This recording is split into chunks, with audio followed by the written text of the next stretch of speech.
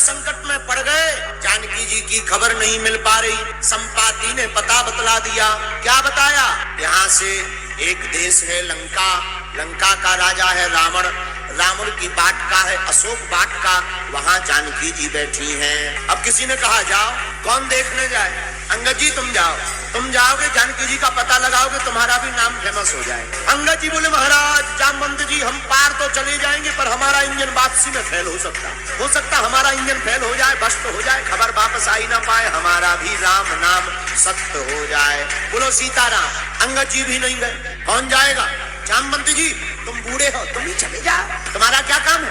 बुढ़ापे में मर भी गए तो नो प्रॉब्लम, हम लोग तो जवान हैं। जामवंत जी बोले हम भी नहीं जा सकते। क्यों? अब हमारा भी बुढ़ापा आ गया। कौन जाएगा? कौन संकट मिटाएगा?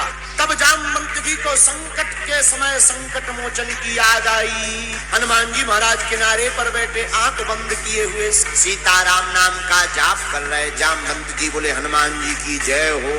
हनुमान जी बोले आपकी जय हो। कहो जामवंत जी कैसे हमारी खबर? आप पवन पुत्र के बेटा हो, लंका जाने के लिए संकट आ गया, कोई जा नहीं रहा, खड़े हो जाओ। हनुमान जी बोले हम नहीं जाएंगे। जामवंत जी बोले लफड़ा हो गया और महिमा गाई। अरे महाराज आप हनुमान जी हो। हनुमान जी बोले तो आपको कोई भी काम कठिन नहीं है, आप लंका जाओ। हनुमान जी बोले हम नहीं जाएंगे।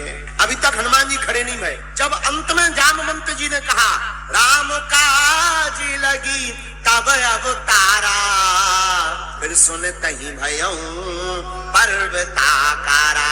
राम काज का काम काज को राम काज मान करके वीर बजरंगबली खड़े हो गए और बानरों के संकटों को हनुमान जी ने हल्का कर दिया।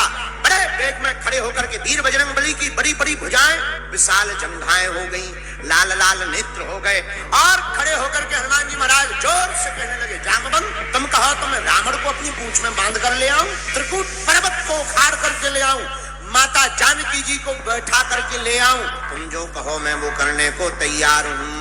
जामवंत जी बोले इनको इतना काम बताएंगे ये 1.5 गुना करके आएंगे, पक्का है। तो क्या कहा हनुमान जी से? हनुमान जी महाराज आपको कोई काम नहीं करना। क्या करना? जाकर के जानकी माता को देखना है, देख कर वापस रिटर्न हो जाना है। सुनो और लफड़ा मत करना। हनुमान जी बोले जय हो। लेकिन धन्य है वीर बजरंगबली, कहा था देख कर आना। लंका में जैसे ही पहुंचे पेड़ी के ऊपर बैठ गए। अशोक वाटिका में माता जानकी जी वृक्ष के नीचे बैठी, ऊपर हनुमान जी बैठे। हनुमान जी ने सुना क्या? त्रिजटा नाम की राक्षसी माता जानकी जी को सता रही थी, जो राक्षसियां उनको सुनाकर बोली सुना मत डरवाओ जानकी जी को। क्यों? हमने एक सपना देखा। क्या? एक बंदर ने सपने में लंका जला दी। हनुमान जी ऊपर बैठे बैठे सोच रहे थे हमें तो कहा था देख कर आना है, ये सपना ऐसा क्यों आया इसको?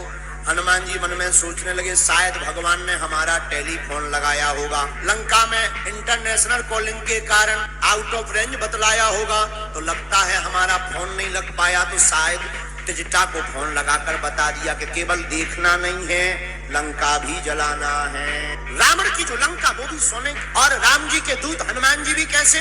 सोने के समान। अच्छा 2 सोने जुड़ रहे हैं लंके में, नगरी सोने की और हनुमान जी भी सोने के। अब यहाँ पर जरा घटना पर क्रम विद्वान लोग ध्यान देंगे। यहाँ पर असली और नकली सोने की लड़ाई हो रही है। राम जी ने हनुमान जी को भेजकर मानो पता करवाया और जरा देख कर आओ रावण का सोना असली है या हमारा हनुमान जी असली है।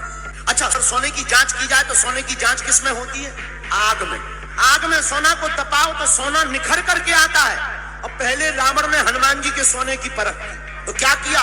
रावण ने तुरंत अपने दूतों से कहा सुनो ये राम जी का दूत आया है बंदर, जरा देखो ये बंदर का सोना असली है कि नकली, आग लगाओ।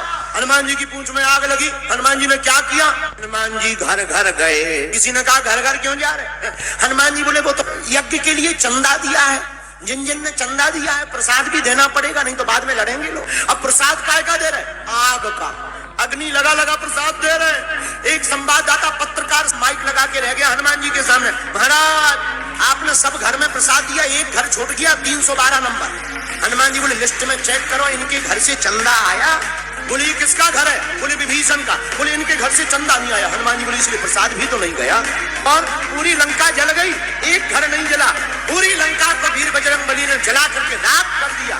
रावण का सोना बिखर गया और राम जी का सोना निखर गया। हनुमान जी महाराज खरे सोने के रूप में बाहर निकल करके आए। और मेरे प्रिय आत्माओं, हम तुमसे यही कहना चाहते हैं, जो राम का बंदर होगा, जो राम काज का बंदर होगा, वो सोने को भी जला करके राख कर देगा और स्वयं असली सोना बनकर के पूरी दुनिया के सामने प्रकट हो जाए।